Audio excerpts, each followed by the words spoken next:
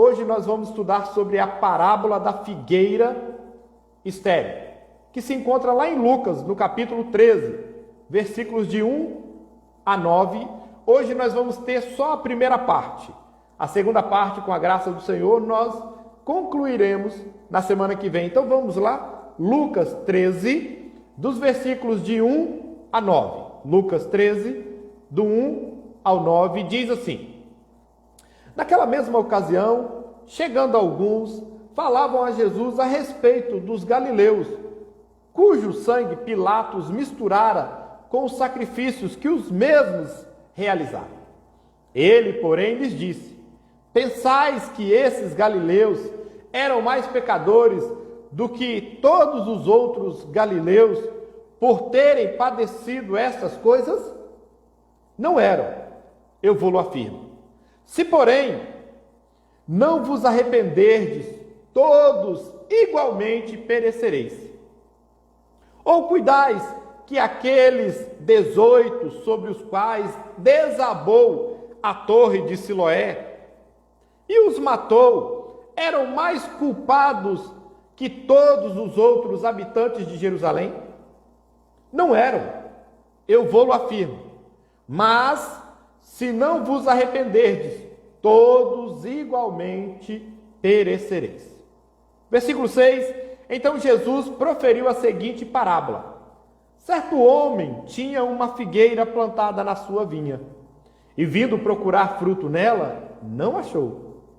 Pelo que disse ao viticultor: há 3 anos venho procurar fruto nesta figueira e não acho. Podes cortá-la, para que está ela ainda ocupando inutilmente a terra? Ele, porém, respondeu: Senhor, deixa ainda este ano, até que eu escave ao redor dela e lhe ponha estrume. Se vier a dar fruto, bem está. Se não, mandarás cortá-la. Vamos orar, amados, mais uma vez, para nós meditarmos nessa noite. Santo Deus, muito obrigado pelo privilégio de comunicar a Tua palavra. Eu sei que sobre mim recai uma responsabilidade, porque eu preciso ser fiel na exposição e na interpretação da Tua palavra. Ainda que entendo da minha limitação e entendo que o Senhor é soberano, mas a Tua palavra diz que eu sou responsável. Então eu quero dizer ao Senhor: me dê graça, me ajude, para que eu possa expor a Tua palavra de forma fiel e que ela encontre guarida, morada nos corações dos meus irmãos e ouvintes que estão ouvindo agora e daqueles que vão ouvir depois, para que o nome do Teu Filho Cristo Jesus seja e continua sendo glorificado com a pregação fiel da Tua palavra. É a nossa oração, em nome de Jesus. Amém. Amados irmãos, o contexto desta passagem começa no capítulo 12. E eu gostaria de convidá-los para que você possa olhar para isso. Lá no versículo 1 do capítulo 12 diz assim: posto que miríades de pessoas se aglomeraram a ponto de uns aos outros se atropelarem, passou Jesus a dizer antes de tudo aos seus discípulos: acautelai-vos do fermento dos fariseus, que é a hipocrisia. O versículo 13 do capítulo 12, amados, olha só o que diz. Nesse ponto, um homem que estava no meio da multidão lhe falou: mestre, ordena meu irmão que reparta comigo a herança. Olha agora o versículo 22. A seguir, dirigiu-se Jesus a seus discípulos, dizendo: por isso eu vos advirto, não andeis ansiosos pela vossa vida, quanto ao que haveis de comer, nem pelo vosso corpo, quanto ao que haveis de vestir. Isto é, Jesus advertiu os seus discípulos sobre a ansiosa solicitude pela vida. E no capítulo 12, a partir do versículo 35, Jesus vai falar sobre a parábola do servo vigilante. Ou seja, Jesus está falando nesta parábola do servo vigilante sobre o juízo, sobre o acerto de contas que Deus fará conosco e que nós estaremos diante do seu trono para dar conta da nossa vida. Quero te chamar a atenção porque é nesse cenário que as pessoas se aproximam de Jesus, conforme o versículo 1 do capítulo 13, que diz: naquela mesma ocasião, chegando alguns, falavam a Jesus. Observe, amados, que o texto não diz quem, mas sim que alguns falavam a Jesus a respeito dos galileus, cujo sangue Pilatos misturara com os sacrifícios que os mesmos realizavam. Ou seja, esses foram massacrados por Pilatos quando eles estavam sacrificando. E Pilatos cruelmente não só os matou, mas pior fez, ao misturar o sangue deles com o sangue dos sacrifícios que esses galileus ofereciam. Diante dessa situação, a pergunta aqui no texto é esta: por que esses alguns trouxeram este assunto a Jesus? Por quê? E exatamente nesse contexto de juízo, nesse contexto de acerto de conta, algumas possibilidades pudessem ter guiado esses alguns a trazer esse tipo de pergunta a Jesus. Primeira possibilidade: colocar Jesus contra Pilatos. Pensa aqui comigo, porque os galileus são lá do norte e o templo fica em Jerusalém, no sul, na Judéia. E no norte, quem governa é Herodes Antipas. Já no sul, quem governa é Pôncio Pilatos, que é um romano. De repente, a motivação de quem trouxe esse assunto até Jesus fosse essa: a de que, se Jesus emitir qualquer juízo, crítica, oposição ou ato cruel a respeito daquilo que Pilatos fez, Jesus então pode receber o mesmo destino que esses galileus receberam. Mas é por isso que nós precisamos ter cuidado quando alguém fala algo para nós, para emitirmos opinião sobre alguém. Nós precisamos ter essa sabedoria que Jesus teve. Nós precisamos ter discernimento, entendimento, para que nós possamos ter o cuidado para emitir opiniões. Sabe por quê? Porque muitas pessoas que chegavam até Jesus e que às vezes chegam até nós com perguntas e informações, tinham nessa ocasião o propósito de colocar Jesus numa situação embaraçosa, num beco sem saída, ou até mesmo pegá-lo no contrapé. Às vezes algumas pessoas chegam assim para a gente também, amados, e nós precisamos ter esse cuidado. Talvez essa fosse uma das motivações dessas pessoas. Imagine se Jesus afirmasse o seguinte: é verdade, Pilatos foi cruel mesmo, foi um assassino frio e desumano mesmo. Se colocando assim diante desse homem terrivelmente cruel, Jesus poderia acabar recebendo o mesmo destino desses galileus. É por isso que há um ditado que diz que o peixe morre pela boca, ou o peixe é fisgado pela boca. Então nós precisamos ter cuidado, amados, com as nossas opiniões, com as respostas que nós damos às pessoas. Segunda possibilidade, a de alertar Jesus sobre as atrocidades de Pilatos. E diante disso, Jesus deveria ter o cuidado e a cautela para não se posicionar publicamente contra Pilatos, que era o governador romano naquela época. Terceira possibilidade, a de que as pessoas queriam especular a Jesus sobre a maior culpa desses galileus. E você pode me perguntar, mas por quê, pastor?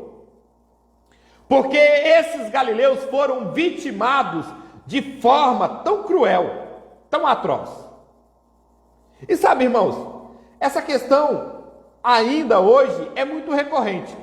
Por exemplo, quando as pessoas enfrentam uma tragédia, um terremoto, um tsunami, uma explosão como aconteceu no dia 4 de agosto de 2020 em Beirute, ou uma pandemia como essa que nós estamos vivendo, onde só no Brasil já ceifou mais de 200 mil pessoas, e por causa disso há muita gente que fica especulando: por que fulano morreu? Por que fulano morreu? E às vezes, ao especularem por que eles morreram, ainda querem tirar vantagens disso, dizendo: eu estou vivo. Já que eu estou vivo, então eu sou melhor do que aquele que já morreu. Isto é, porque ele morreu e eu não. Ora, ele foi massacrado, eu não. Ele foi vitimado, eu não.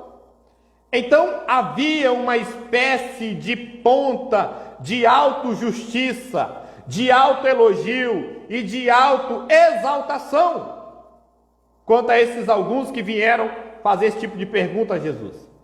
E ao mesmo tempo, também por parte deles havia uma censura, uma crítica, até mesmo uma condenação quanto àqueles que haviam morrido pelas mãos de Pilatos. Assim, é curioso que Jesus, ao ser informado desse fato dos galileus, Jesus também, conta sobre o fato da torre de Siloé, que caiu sobre os 18. Então vejam vocês que no relato aqui do texto de Lucas, capítulo 13, do 1 ao 9, havia dois fatos. Primeiro fato no relato, que é o do massacre. Olha o versículo 1 novamente comigo. Naquela mesma ocasião, chegando alguns, falavam a Jesus a respeito dos galileus, cujo sangue Pilatos misturara com os sacrifícios que os mesmos realizavam. Sobre o que este versículo está falando? Sobre o massacre cometido por Pilatos ao assassinar esses galileus. Olha só, amados, o segundo fato que há, o segundo relato, que é o do massacre. Olha o versículo 4 comigo, que diz: ou cuidais que aqueles 18 sobre os quais desabou a torre de Siloé e os matou, eram mais culpados que todos os outros habitantes de Jerusalém? O interessante nós observarmos aqui, amados, é que este fato, ele é trago e é comentado por Jesus. E é o próprio Senhor Jesus que pergunta agora para eles, para esses alguns, onde uma torre cai em cima de 18 pessoas e as mata. É como se você estivesse andando na rua e de repente cai um balde de concreto na sua cabeça, te esmagando. Então notem vocês que o cenário é de massacre e de acidente. E Jesus diz: calma, em vez de você ficar especulando sobre o que aconteceu com os outros, isto é, por que os outros morreram? Por que os outros foram vítimas de um massacre? Por que os outros foram vítimas de acidentes? Por que os outros foram vítimas de um Covid-19? Aproveita essa cena, aproveita esse acontecimento, aproveita essa pandemia, quando mais de 200 mil pessoas no Brasil já morreram, não para olhar para fora, para aqueles que morreram, mas para olhar para dentro, para fazer uma autocrítica, para fazer um exame do seu coração, para você examinar a sua própria alma e para perguntar o seguinte: e se fosse eu, estaria pronto para me encontrar com Deus? E se eu estivesse partido sem chances de respirar sequer, qual seria o meu destino diante de Deus? Porque se alguma coisa cai em cima de você, por exemplo, um prédio desaba, uma casa desaba, e você não tem tempo para refletir sobre a vida, ou seja, aquilo acontece prontamente, como aconteceu aquela explosão em Beirute, no dia 4 de agosto de 2020, onde aquelas pessoas não tiveram tempo para dizer: agora eu vou acertar a minha vida com Deus, porque está tendo uma explosão. Pelo contrário, quando você pensou, já explodiu. Me permita fazer algumas perguntas. Se algo acontecer assim, tão de repente com você, você estaria pronto para se encontrar com o Deus eterno? Você estaria preparado?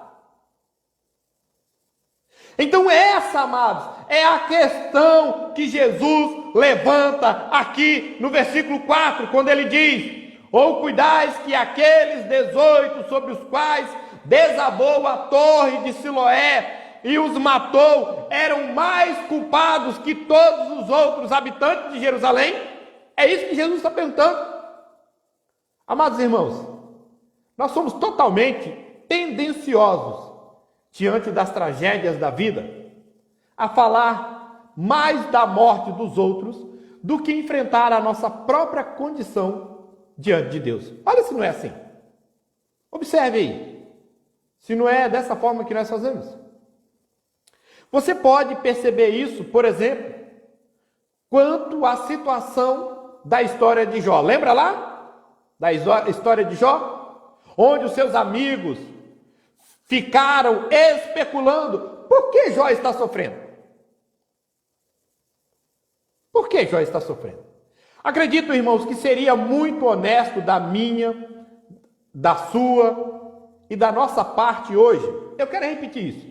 Acredito, irmãos, que seria muito honesto da minha, da sua e da nossa parte hoje afirmar o seguinte: tem muita gente melhor do que nós que já morreu do Covid-19. E melhor mesmo do que nós. E melhor mesmo. Onde muita gente mais piedosa do que nós foram ceifadas. Preste atenção nisso. Então o fato de eu e você estarmos vivos hoje, no dia 20 de janeiro de 2021, não significa que nós somos melhores do que aqueles que já foram ceifados. É por isso que nós não podemos chegar a essa conclusão. Mas os amigos de Jó afirmaram que ele estava sofrendo porque deveria ter feito coisa errada. E às vezes nós pensamos assim também, amados.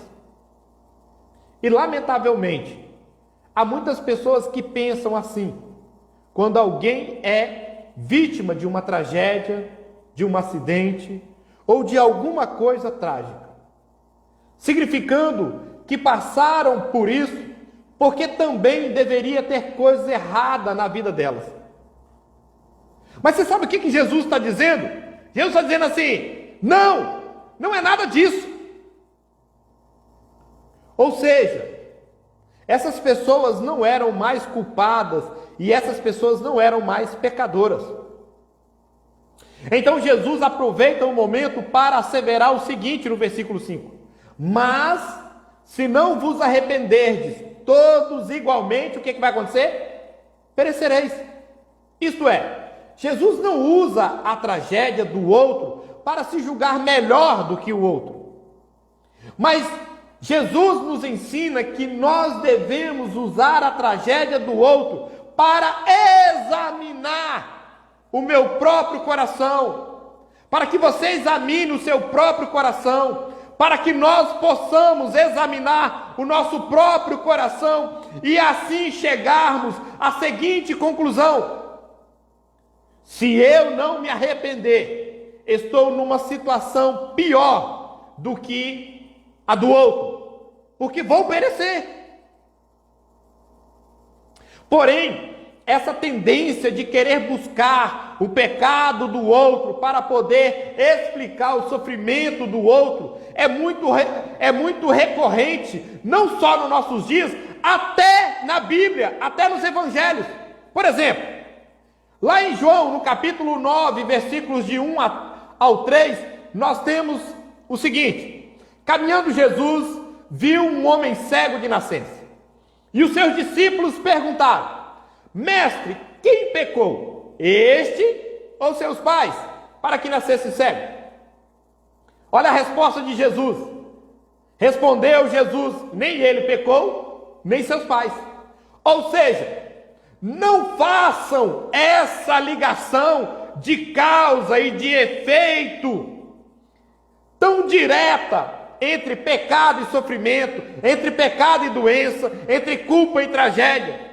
Porque homens e mulheres de Deus que viveram uma vida santa e piedosa morreram de forma trágica. Leia a Galeria da Fé, lá no capítulo 11 de Hebreus, e você vai ter uma noção disso. Nós vamos citar alguns exemplos aqui, mas leia lá, Hebreus capítulo 11, e você vai perceber. Por exemplo, João Batista, que morreu degolado. Olhe para a vida de Estevão, que morreu apedrejado. Note a vida do apóstolo Paulo, que teve a sua cabeça ceifada. Veja a vida do apóstolo Pedro, que foi crucificado de cabeça para baixo. Portanto, nós precisamos ter mais sensibilidade para não chegarmos a conclusões equivocadas acerca dos outros. Mas devemos aproveitar a situação para examinarmos o nosso coração. E é isso que Jesus quer mostrar nessa parábola. Porque todos nós somos culpados diante de Deus, até que nos arrependamos verdadeiramente dos nossos pecados. Quero convidar os amados irmãos para lerem comigo novamente os versículos 3 a 5 do capítulo 13 de Lucas, porque eles vão repetindo um ao outro. Olha só: não eram, eu vou-lo afirmo, se porém não vos arrependerdes, todos igualmente perecereis. Ou cuidais que aqueles 18 sobre os quais desabou a torre de Siloé e os matou, eram mais culpados que todos os outros habitantes de Jerusalém? Olha a resposta de Jesus: não eram, eu vou-lo afirmo, mas se não vos arrependerdes, todos igualmente perecereis. Note a expressão não eram no versículo 13. No versículo 3. Não eram o que, amados? Não eram mais pecadores, é o que Jesus está dizendo. Agora, vejam vocês que a pergunta não era se eles eram mais pecadores, mas sim se eles eram mais culpados, conforme o versículo 4. Uma coisa é ser pecador e a outra é ser culpado. Olha o que diz o versículo 5, a resposta: não eram, eu vou-lo afirmo, mas se não vos arrependerdes, todos igualmente perecereis. Meus irmãos, o que Jesus está nos ensinando aqui, diante da tragédia dos galileus e do acidente dos 18 que morreram com a torre de Siloé, não é que eles eram mais pecadores e por isso eram mais culpados.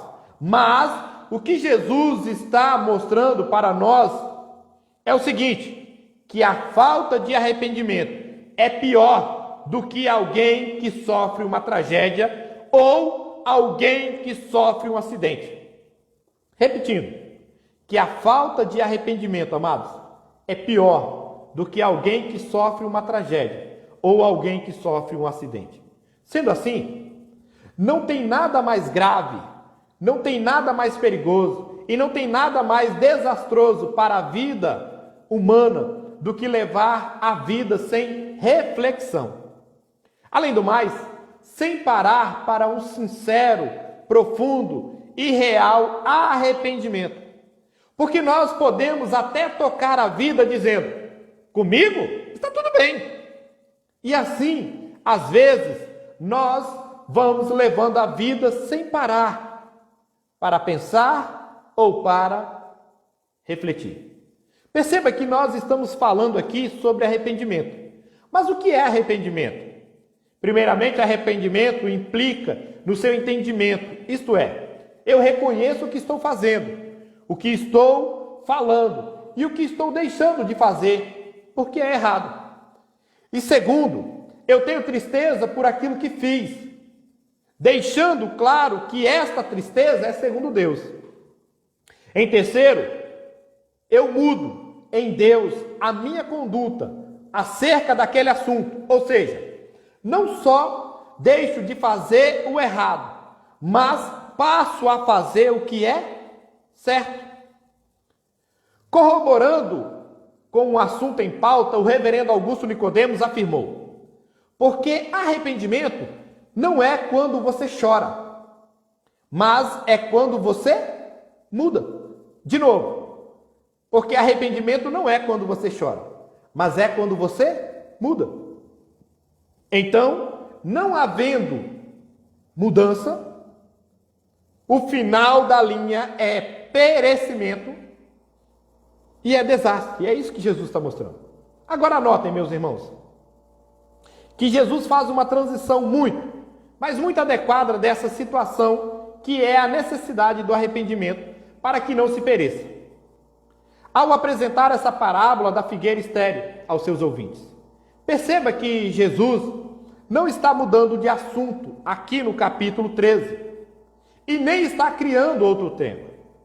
Mas Jesus, que é o grande pedagogo, que é o maior de todos os mestres e que consegue entender a psique humana, as emoções humanas e as necessidades mais profundas da raça humana, ele está introduzindo esta parábola da figueira estéril exatamente para ilustrar a questão do arrependimento aqui, ao afirmar: se você não se arrepender, você vai perecer. Isto é, todos nós vamos perecer. Logo, a ideia é: ou se arrepende e vive, ou não se arrepende e morre. Assim, Jesus introduz a questão da parábola da figueira estéril. O que isso significa? Você pode me perguntar, pastor. Que aqueles a quem Deus outorga privilégios espirituais, Jesus espera o que dessas pessoas? A resposta é: Jesus espera de nós frutos. Me permitam perguntar. Olha só, amados, nós precisamos compreender isso. Você hoje que está me acompanhando pela nossa página no Facebook e no YouTube, Deus concedeu a você privilégios espirituais? Por exemplo, você tem a Bíblia na sua mão? Você tem? Você acredita que isso é um privilégio? Você sabe que ainda tem milhares de etnias no mundo que não tem João capítulo 3, versículo 16 na sua língua ainda? Quando lá diz: porque Deus amou o mundo de tal maneira que deu o seu Filho unigênito, para que todo que nele crê não pereça, mas tenha vida eterna. E você tem a Bíblia em suas mãos, e aqui está, amados, aqui está a vontade de Deus revelada, toda a vontade de Deus revelada para mim e para você. Isto é, tudo que Deus quer de você está aqui, amados, está aqui. O que Deus quer que você seja está aqui, na palavra dele. Ainda o plano do amor de Deus e da redenção de Deus está aqui. Logo, amados, o que nós precisamos entender em outros termos é que ter a Bíblia na nossa língua é um privilégio espiritual. É isso que nós queremos concluir. Logo, se você tem a Bíblia e não está produzindo fruto, você está como aquela figueira que Jesus conta aqui em Lucas 13, que não está produzindo, a figueira estéril, e a ordem é: arranca. Amados, para nós encerrarmos, eu gostaria de fazer mais algumas perguntas. Que privilégio a mais você tem? Você tem um lugar para congregar. Você pensa que é um privilégio espiritual ter uma igreja? Mesmo em dias chuvosos ou frios, e você pode vir. Você sabe que há muitas pessoas no mundo afora que não podem fazer o que eu e você estamos fazendo nessa noite, de ouvir a mensagem do Senhor, que gostariam tanto, mas não podem, porque é proibido, que não podem construir uma estrutura física para chamar de igreja e ali congregar, que não podem carregar uma Bíblia, amados, nas mãos, que não podem cantar com as janelas abertas da sua casa, ou com as portas abertas, e que não podem reunir a família para se ter um culto familiar. Mas você tem tudo isso, eu tenho tudo isso. Você já valorizou isso? Você tem o Espírito Santo que habita dentro de você? Você sabe que há muita gente que não sabem e nem conhecem o Deus Espírito Santo? Você sabe que existem pessoas que não têm o consolo do Deus Espírito Santo, que não têm o ensino do Deus Espírito Santo, que não têm a instrução do Deus Espírito Santo, e nem mesmo têm a direção do Deus Espírito Santo? É por isso, amado, nós podemos dizer que isso é um privilégio. Que Deus nos abençoe. E se Deus nos permitir, a semana que vem nós vamos concluir a mensagem de hoje sobre uma solene advertência de Deus. Vamos orar? Senhor Deus, muito obrigado. Gratos somos a Ti pelo privilégio que nós temos. Privilégio espiritual este, de poder ouvir da Tua palavra e poder falar da Tua palavra. Toma o Teu povo em Tuas mãos. É o nosso desejo, é a nossa oração em nome de Jesus. Amém.